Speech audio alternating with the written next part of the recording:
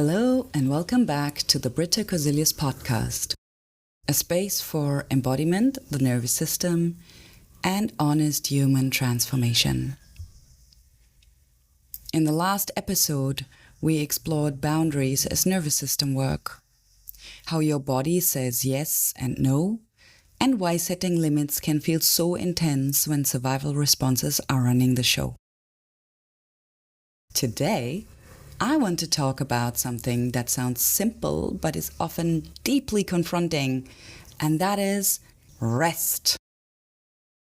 We will look at why doing less can feel unsafe, how boredom can be a threshold state for many nervous systems, and how you can begin to experiment with rest in a way that does not send your system straight into panic or collapse. This episode lives in the befriend and stabilize phases of the sacred embodiment pathway. Befriending your relationship with rest and learning to stabilize your system with small realistic pauses. There is a lot of talk about rest and self-care, and it sounds lovely.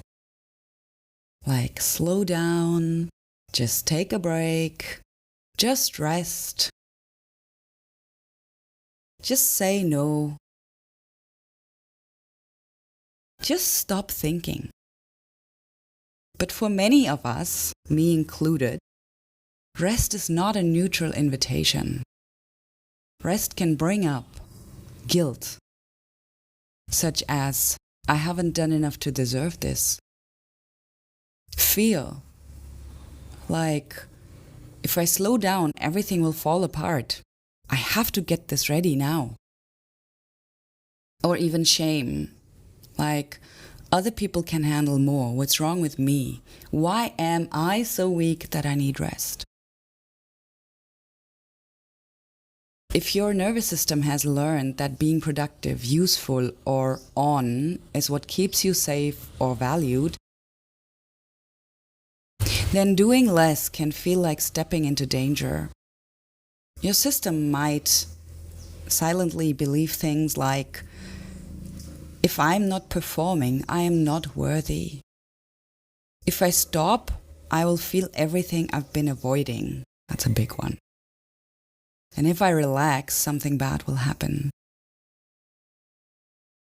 So when you try to rest instead of relaxation, your system might offer you agitation, racing thoughts, or scrolling. Emotional overwhelm, crying, intrusive memories and thoughts, or a total collapse, numbness and dissociation. From the outside, it can look like, I am just bad at resting. And from the inside, it is rather your body saying, this is a big shift for me. I don't know yet if it's safe to let go and allow myself to surrender to restorative rest.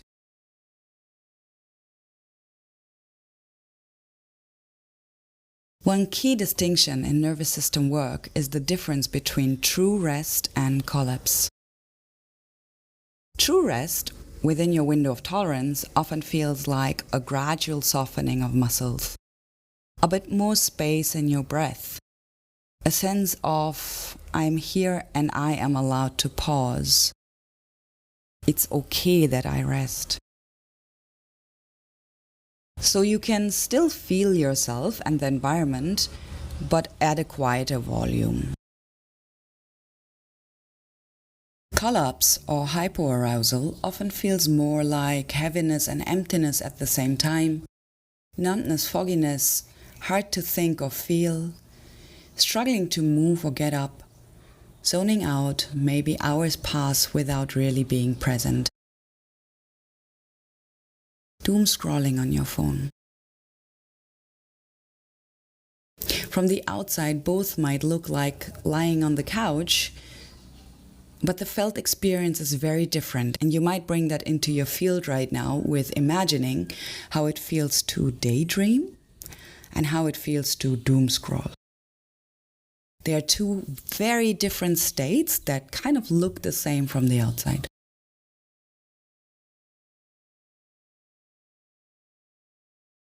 At Sacred Embodiment, we are not shaming any of these states. Hypoarousal is also a protection strategy. But if we call collapse rest, we might be missing what our system actually needs. Support to come back into the window of tolerance, not encouragement to sink further out of it. So this episode is about rest, collapse, and boredom. And let's talk about boredom a little bit more. Boredom is often the feeling that comes up in the space between constant stimulation and true rest. It can feel like nothing is happening. I should be doing something. I'm uncomfortable, but I don't know with what. So again, there's a very fine line between I should be doing something and I should be doing something, but I'm just sitting here. So boredom has a quality of curiosity. For a nervous system used to being constantly busy or constantly activated, boredom can be a threshold state. A moment where old patterns want to come back in, such as reaching for the phone or starting a new task, over-engaging with others, or on the other side, slipping into shutdown. If we can learn to stay just a little with boredom, not forcing it, but tasting it, curiously inquiring with it, it can become a doorway into deeper rest and into feelings and sensations that have been waiting underneath constant activity.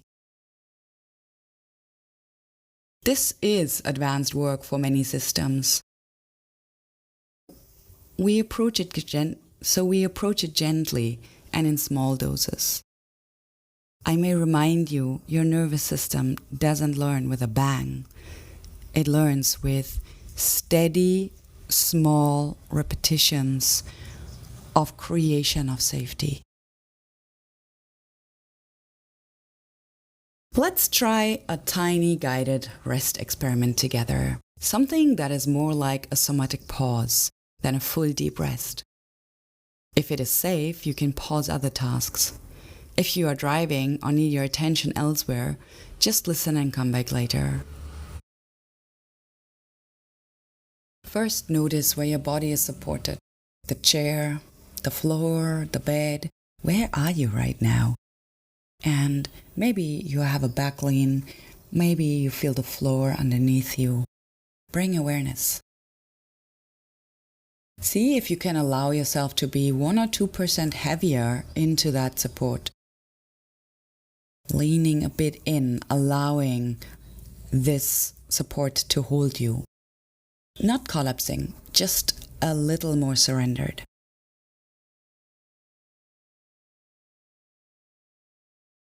And then take 1 or 2 slightly longer exhales than usual. Without forcing a big deep breath. Just a bit more space on the exhale. Now, for the next minute or so, do nothing on purpose. I will speak a bit, but when you leave this session, maybe just try it for yourself. You do not have to meditate. That can be very overwhelming for your system. You do not have to think positive thoughts also. Just feel the contact points of your body with your surrounding, with the air, with the chair, or the floor, or the bed, through your feet. Notice your breath as it is. I know that can be hard. If it is hard, just focus into the tip of your nostrils and feel the temperature of the air, if it is moist or dry. And allow the sounds to be in the background without needing to react.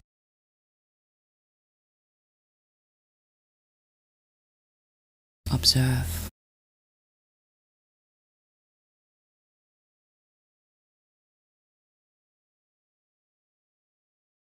And if boredom or restlessness or thoughts like this is pointless come up, that is totally okay too.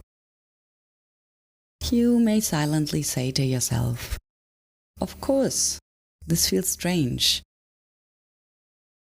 My system is used to being on, but this is just 1 minute.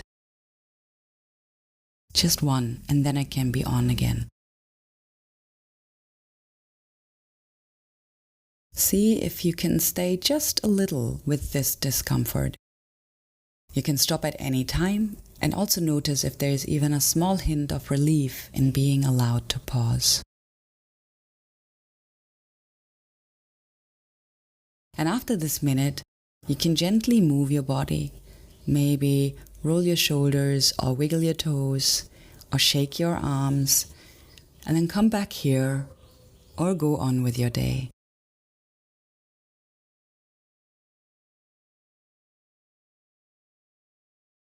Your relationship with rest and doing less is not a moral issue. It is a nervous system story. You might notice patterns like overfilling your schedule because empty space feels threatening, feeling compelled to add productive tasks to any pause, collapsing for long stretches and then judging yourself harshly, or swinging between overfunctioning and exhaustion. And instead of asking, "Why can't I just relax?" which in itself is already a very interesting question, because relaxation happens without force. And why can't I just relax is a very forceful question. You may ask, when did my system learn that being active is safer than being still? What happens in my body if I am not doing anything for a moment? And what would it mean about me if I were allowed to need rest? These are all questions from the phase of befriending all that is within us. We are not forcing change. We are curiously inquiring about why our system relates to rest the way it does.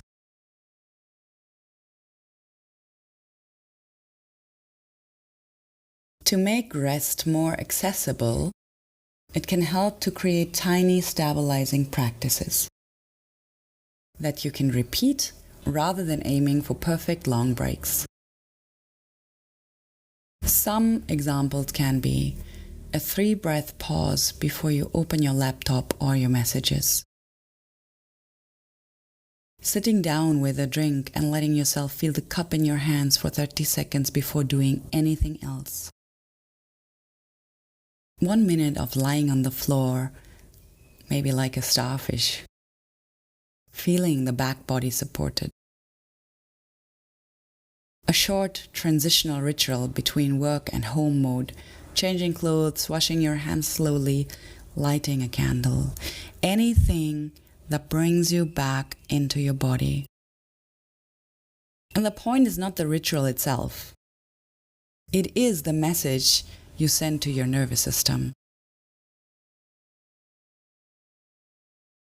We are allowed to pause. We do not have to be on every second. Over time, these tiny moments can help stabilize your system so that deeper rest becomes less threatening and more accessible. And to come back to the sacred embodiment pathway, you see how your system currently relates to rest, boredom, and doing less. You have befriended it. You began to understand that these patterns are protective, not proof that you are broken.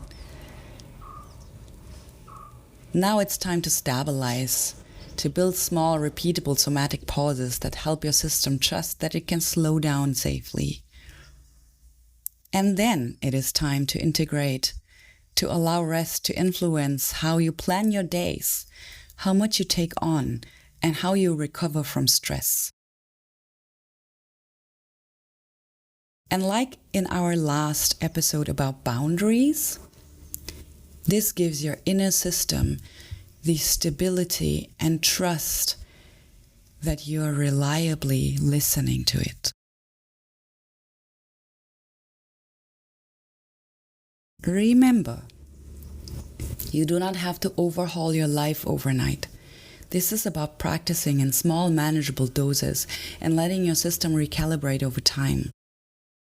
If you ever feel called to explore this more deeply in a guided way, you can always check the show notes or the website for current sacred embodiment offerings around nervous system and everyday life. And as we close today, I would like to offer one simple invitation for the coming days. Choose one tiny moment in your day and make it your somatic rest micropause. It could be, for example, the first sip of your morning drink, the moment you sit down at your desk, or the moment you close your laptop, or maybe when you lie down at night. Just for 30 to 60 seconds. Allow yourself to feel the support underneath you, your breath as it is, if you'd like, through your nostrils, and one or two sensations in your body that are present right at that moment.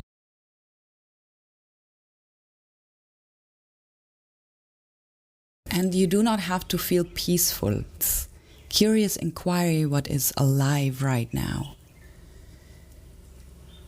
You also do not have to like it. Just allow your system to register. There's a tiny pocket of time where I do not have to perform. Thank you from my heart for being here and for being willing to look at your relationship with rest with honesty and gentleness.